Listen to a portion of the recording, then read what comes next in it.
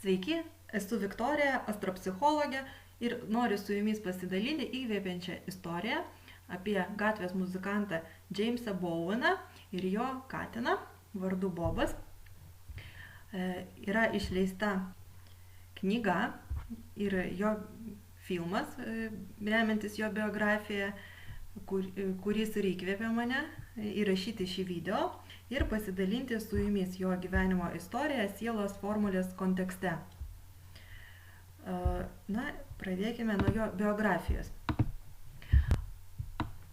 Čia yra tikrasis Jamesas Bowenas ir jo katinas. Jamesas Bowenas po tėvų išsiskyrimo persikėlė gyventi į Australiją.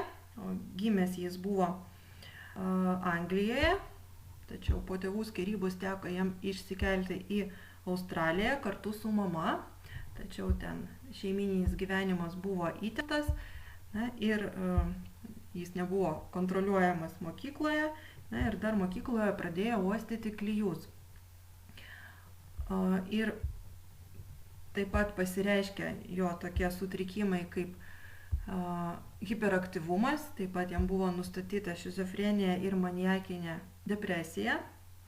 Ir 97 metais jis grįžo į Didžiąją Britaniją, kur iš pradžių gyveno su savo seserimi, tačiau teko po kurio laiko jam išsikraustyti į gatvę, nes santykiai matyti irgi buvo įtempti.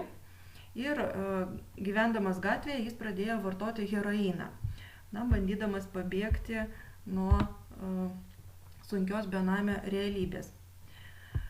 Tačiau po 10 metų, 2007 metais, jis pradėjo metadono gydymo programą, gavo socialinį būstą ir grodamas gatvėje gitara užsidirbdavo savo pragyvenimui, ir gyvenimo kelyje sutiko savo geriausią draugą, katinas, nes tiek tėvas, tiek visi jo šeimos nariai buvo nuo jo nusisukę dėl narkomanijos ir jis buvo visai vienas kovoja su šita problema. Ir kaip jis pats pasakoja, kad tik katinas Bobas, jo geriausias draugas, beje, katiną jis pavadino Bobą Twin Peakso dramos herojaus garbei. Ir susidraugavęs su tuo katinu, jis galų gale ryžosi palikti ir metadono vartojimą ir atkentėjęs būtent tas vadinamas lomkes, kurias tenka patirti žmogui, kuris jau meta tą visą gydymo sistemą, tik tai katino palaikomas, ir filme rodo, kad dar kaiminė draugė, kurios brolis narkomanas žuvo, jį palaikė tuo periodu ir padėjo jam. Tai baigęs vartoti narkotikus, jis dirbo pardavinėdamas laikraštį ar žurnalą ir filme rodo, kaip visada, jam tekdavo gatvėje susidurti. Vieni žmonės buvo labai susidomėję jų draugija ir visą laiką džiaugiasi, jos sutikę filmuodavo ir prašė nusifotografuoti, o kiti žmonės visą laiką jam pavydėdavo ir ypač jo konkurentai, kurie kartu pardavinėjo laikraščius arba žurnalus, jie visada pavydėjo jam jo sėkmės, nes kartu su katinu jam lengviau sekėsi ir dainuojant su gitara pelnyti žiūrovų dėmesį, ir prekiaujant laikraščiais. Beje, prekiauti laikraščiais jis buvo priverstas dėl to, kad jam buvo laikinai uždėtas draudimas groti gitara gatvėse dėl vieno konflikto.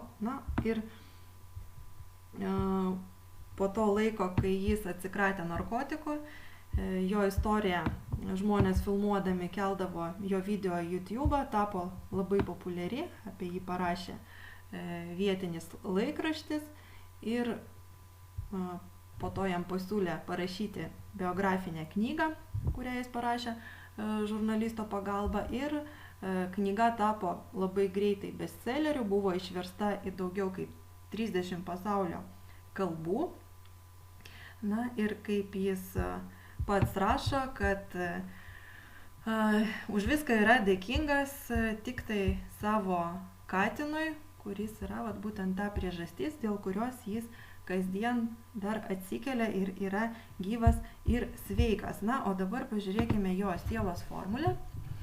Ir sielos formulėje mes matome, kad visų pirma centre yra dvi grėsmingos aukštosios planetos, Uranas ir Plutonas, kurios duoda žmogui riziką turėti sąmonės sutrikimų, valios sutrikimų, nes Plutonas tai yra valia, Uranas sąmonė ir jis ir vieną ir kitą patyrė. Taip pat dar vieną riziką mes matome alkoholizmo polinkį arba polinkį svaigintis kitais būdais Marso orbitoje, kas aš kaip vyras, aš galiu būti arba dvasingas žmogus, arba muzikantas, arba žmogus, kuris svaiginasi.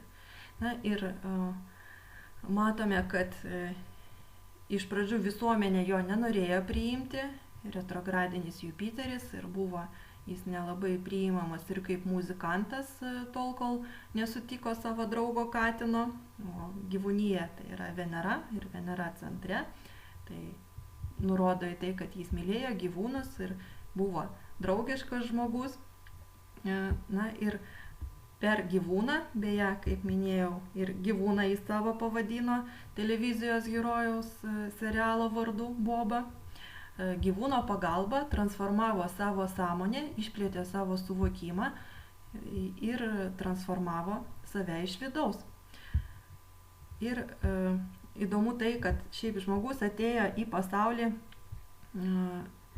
ne fizinį darbą dirbti, matome, kad Saturnas labai nutolęs nuo centro, ir tokia padėtis Urano orbitoje nurodo, kad gali būti jis tingus, būtent fizinio darbo prasme, ir šiaip ir rankos nekyla fiziniam darbui, susijungimas su Saturnu, bet karminė misija šio gyvenimo, šio įsikūnijimo yra skleisti informaciją, su visais harmoningai bendrauti, ir jo atveju tai buvo ir parašyti knygą.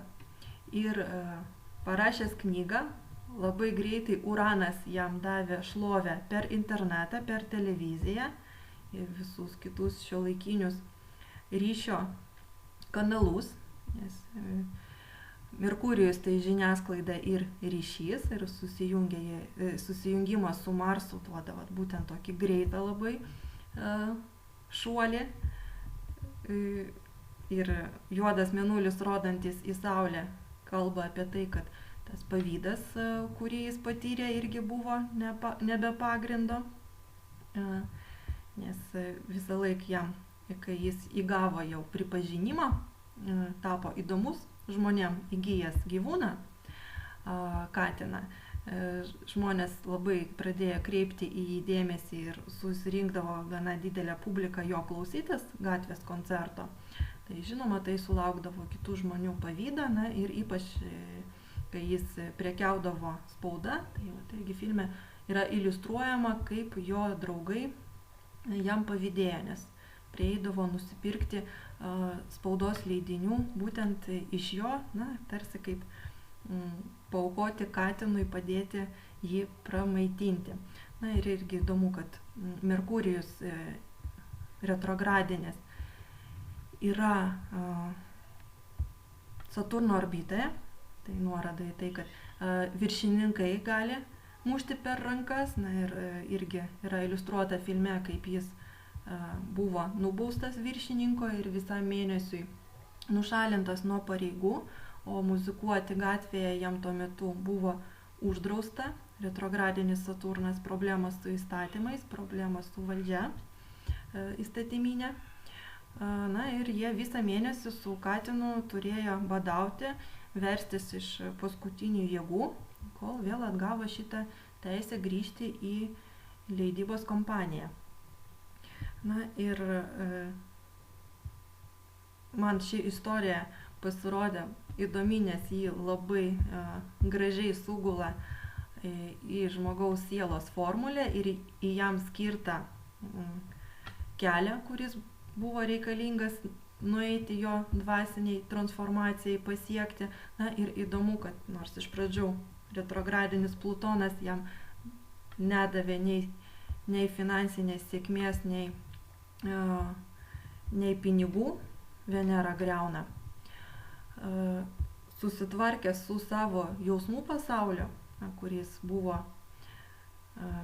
stiprioje disharmonijoje po tėvų skyrybos. Na ir čia irgi mes matome, kad mama šalia, su mama iškeliavo jis, na, o tėtis buvo labai nutolęs nuo jo ir matome, koks didelis atstumas ir santykiai su tėčiu buvo labai sudėtingi. Jis filme rodo, kad keletą kartų bandė užmegzti ryšių su tėčiu, bet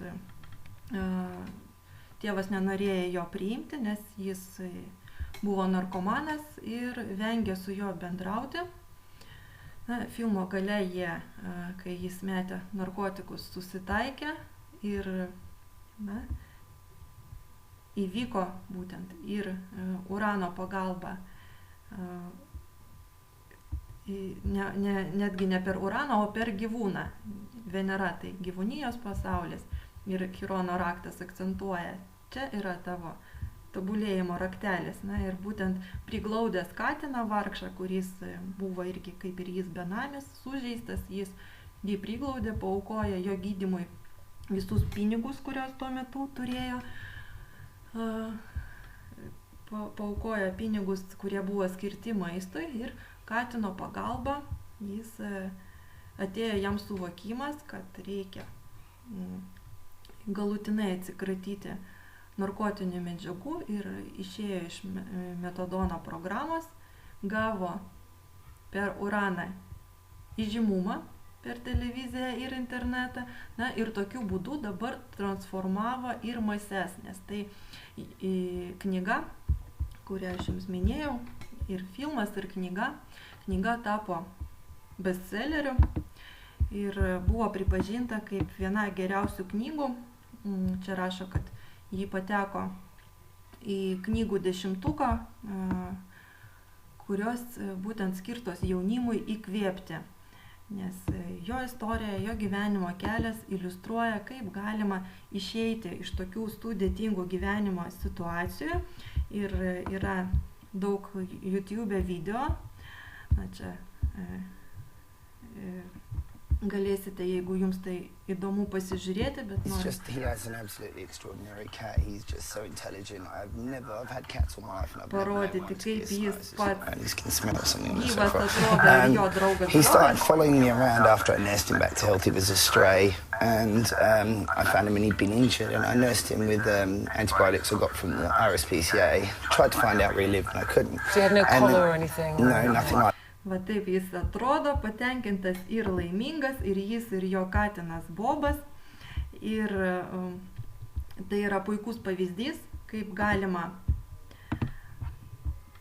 išgyventi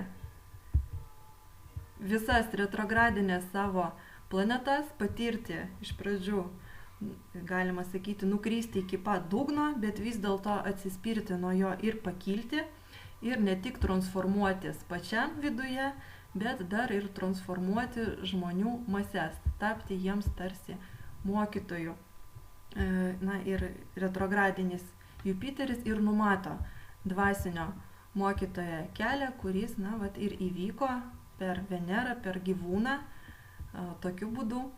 Tikiuosi, kad ši istorija jums buvo taip pat įdomi, na, ir jeigu ji buvo įdomi jums ir patiko, balsuokite už ją. Na, o jeigu norite sužinoti savo sielos formulę, savo optimalų tobulėjimo kelią, kreipkitės konsultacijos www.sielosformulė.lt.